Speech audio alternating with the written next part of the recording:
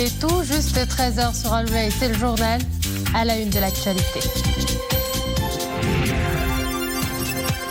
La 4e causerie religieuse du mois sacré de Ramadan a été présidée hier par Sa Majesté le roi Mohammed VI Amir al-Mu'minin, animée par le doyen de la faculté de la Sharia en Jordanie, Abdelrahman Ibrahim Zaid al-Kilani. Elle aborde le thème les finalités du Saint-Coran et la construction des valeurs humaines communes et fédératrices. Relance du projet de liaison fixe à travers le détroit de Gibraltar. Le Maroc et l'Espagne ont fixé le contour du plan de travail de ce projet titanesque, un processus relancé lors de la 43e session du comité mixte pour la liaison fixe.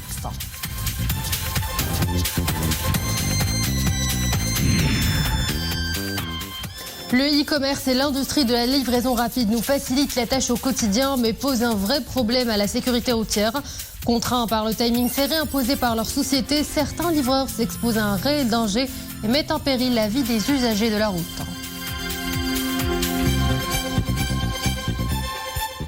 Bonjour à tous. Hier, Sa Majesté le roi Mohammed VI Amir al-Mu'minin, accompagné de son Altesse royale le prince héritier Moulay el-Hassan, de son Altesse royale le prince Moulay Rachid et de son Altesse le prince Moulay Ismail, a présidé au palais royal à Casablanca la 4e causerie religieuse du mois sacré de Ramadan. Cette causerie a été animée par le doyen de la faculté de la Sharia en Jordanie, Abdelrahman Ibrahim Zaid al-Kilani, sous le thème les finalités du Saint-Coran et la construction des valeurs humaines communes et fédératrices. En s'inspirant du verset coranique « Ô hommes, nous vous avons créé d'un mâle et d'une femelle et nous avons fait de vous des nations et des tribus pour que vous vous entreconnaissiez. Le plus noble d'entre vous auprès d'Allah est le plus pieux. Allah est certes omniscient et grand connaisseur. » Surat al-Hujurat. Le conférencier a notamment souligné que l'une des grandes finalités du Saint-Coran consiste à rapprocher les peuples de la terre, à renforcer la coopération entre eux indépendamment de leur race, couleur ou religion, ainsi qu'à construire des points de convergence humaine qui constituent autant de passerelles dans la coopération entre les hommes. À l'issue de cette 4e causerie de Ramadan, Sa Majesté le roi Amir al-Mu'minin a été salué par plusieurs présidents et membres de la Fondation Mohammed VI des oulémas africains, ainsi que par plusieurs autres responsables et personnalités religieuses.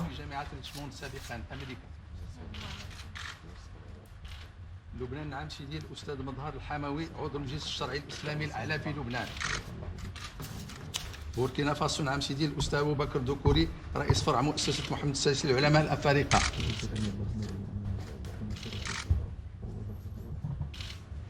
الغابون نعم سيدي الأستاذ أوسيني إسماعيل أوسا رئيس فرع مؤسسة محمد السادس للعلماء الأفارقة بالغابون.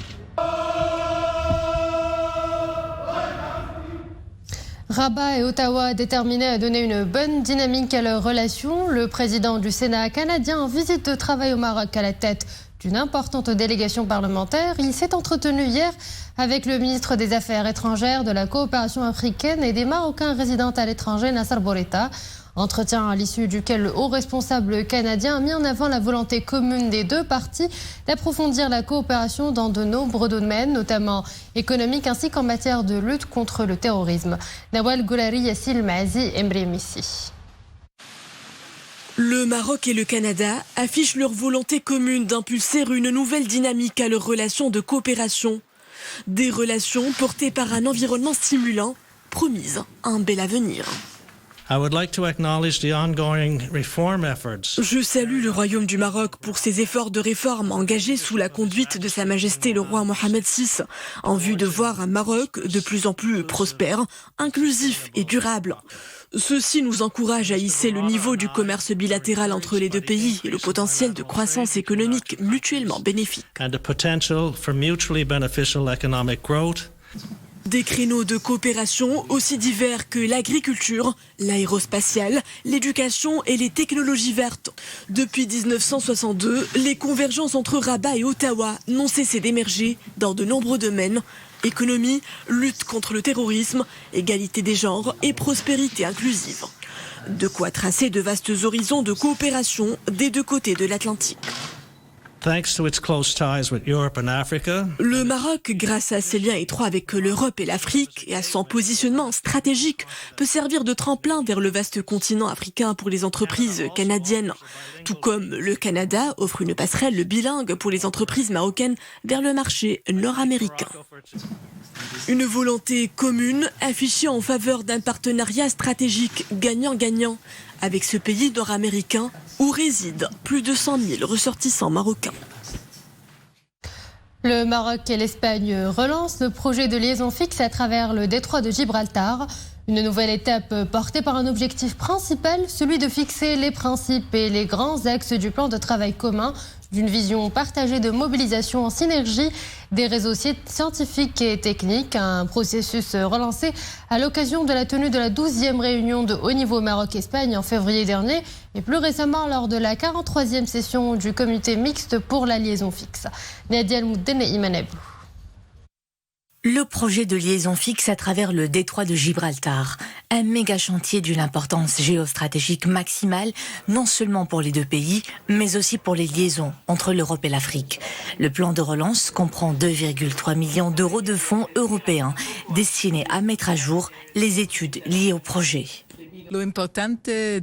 Cette réunion intervient suite à la 12e réunion de haut niveau Maroc-Espagne de février dernier, au cours de laquelle les deux pays ont convenu de renforcer les études du projet de liaison fixe, ce qui reflète la solidité des relations bilatérales, de quoi booster davantage le partenariat entre les deux pays voisins. La position géostratégique du détroit de Gibraltar confère à ce projet une position exceptionnelle dans la stratégie euro-africaine des grands réseaux internationaux de transport terrestre, aboutissant en Espagne et au Maroc. Un tunnel entre Marruecos et Espagne qui unira los dos continentes. Il ne s'agit pas uniquement de relier le Maroc et l'Espagne, mais deux continents. Le projet sera une passerelle commune pour les échanges économiques et commerciaux au service de la culture et de la civilisation.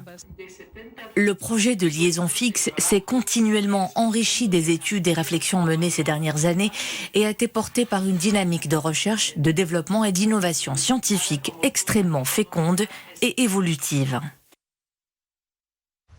Vous avez certainement dû le constater. Aujourd'hui, les pharmacies sont fermées en raison d'une grève nationale observée par les centrales syndicales représentant le secteur de la pharmacie. Les revendications des pharmaciens sont nombreuses. Elles portent globalement sur la réforme des textes de loi régissant la profession, considérée désormais comme obsolète. Jeudi dernier, le ministre de la tutelle s'était réuni avec les représentants des 4 centrales syndicales les plus représentatives de la profession. Réunion qui n'a pas pour autant dissuadé les pharmaciens de suspendre leur mouvement de grève. Ouvrant à présent notre page monde, direction la Floride où les intempéries sévissent. Des pluies diluviennes, des inondations et de multiples avertissements de tornades sèment le trouble dans plusieurs zones de cet État américain. Ce déchaînement des éléments a paralysé tout le flux aérien. Tous les avions ont été cloués au sol. L'aéroport de Fort Lauderdale est actuellement fermé jusqu'à nouvel ordre.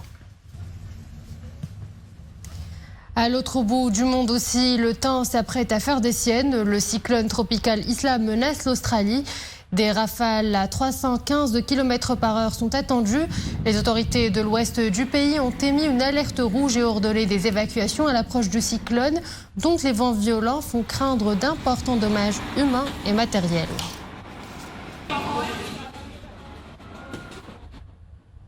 La Corée du Nord a tiré un missile balistique déclenchant une brève alerte dans l'île japonaise septentrionale de Hokkaido. Les habitants ont été priés de se mettre à l'abri par précaution. Dans un message, le gouvernement japonais a prié les résidents de Hokkaido de se réfugier dans des immeubles ou sous terre, estimant que le missile allait tomber vers 8h, heure locale. Les gardes-côtes japonais et des responsables locaux à Hokkaido ont toutefois fait savoir peu après qu'il n'y avait aucun danger. Retour chez nous parlant sécurité routière. Zoom aujourd'hui sur un sujet qui suscite interrogations et inquiétudes, celui du mode de conduite de certains livreurs qui laissent à désirer.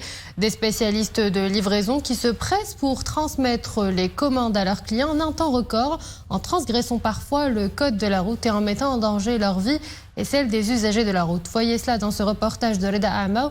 Mohamed Alaoui, le commentaire est signé Nisrine Ausdar. Il est 22h. Ce quartier animé de la capitale économique grouille de livreurs. C'est un moment nocturne de rush en cette période ramadanesque. Une véritable course contre la montre s'engage pour ces spécialistes de la livraison rapide à domicile. Stationnement arbitraire, excès de vitesse, Circulation sur les voies interdites, non-respect du feu rouge. Les dépassements observés sont nombreux.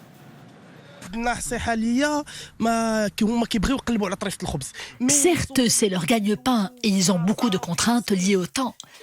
Cela se comprend, mais ne justifie pas ces comportements irresponsables qui mettent en danger leur vie et celle des autres.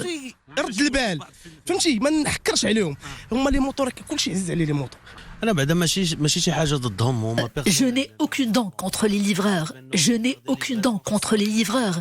Bien au contraire, j'ai beaucoup de respect pour ce métier qui exige flexibilité et célérité dans l'action. Mais la conduite de certains laisse à désirer et doit être revue car il y va de la sécurité de tous. Pendant notre tournée, nous avons en revanche croisé certains coursiers prudents et pleinement conscients des risques que d'autres courent. Je tiens toujours à respecter au pied de la lettre le code de la route. Je ne roule jamais sans mon casque. Je cède la priorité aux piétons et je reste vigilant. J'ai beaucoup de pression et de stress comme tous mes frères et celle des autres a un grand danger. Dans un monde hyper connecté où nos commandes peuvent se faire en un seul clic, la rapidité reste le plus grand avantage concurrentiel de la livraison à domicile. Seulement voilà, la sécurité routière devrait en être l'absolue priorité. À présent, je vous propose une immersion dans l'un des sites archéologiques les plus anciens du pays, le Lixus, un trésor patrimonial situé à quelques kilomètres de l'Araïch, où une équipe d'archéologues maroco-espagnols a découvert une muraille datant de la période romaine. Regardez ce reportage de Abdelali Gnouni et Maria Aouet. Des vestiges remontant à l'époque romaine ont été retrouvés près de l'Arrache, sur les traces du port antique de Lixus, là où se trouvait la plus grande unité de salaison de poissons de la région. Une découverte qui intrigue les archéologues du monde entier et dont l'objectif est de déterminer l'ampleur de la production de poissons dans ce qui était autrefois une fabrique. Ces fouilles archéologiques ont été menées conjointement par une équipe d'archéologues marocains et espagnols. Et c'est ensemble qu'une importante découverte a été faite, celle d'une muraille de 40 mètres datant de l'époque romaine. Cette découverte est celle d'une fabrique antique dans laquelle se trouvait la plus grande unité de salaison de poissons de l'Antiquité romaine. C'est vraiment incroyable. Autre trouvaille sur ce site archéologique, une porte mégalithique donnant sur une route bordée de tombes datant de l'âge de bronze.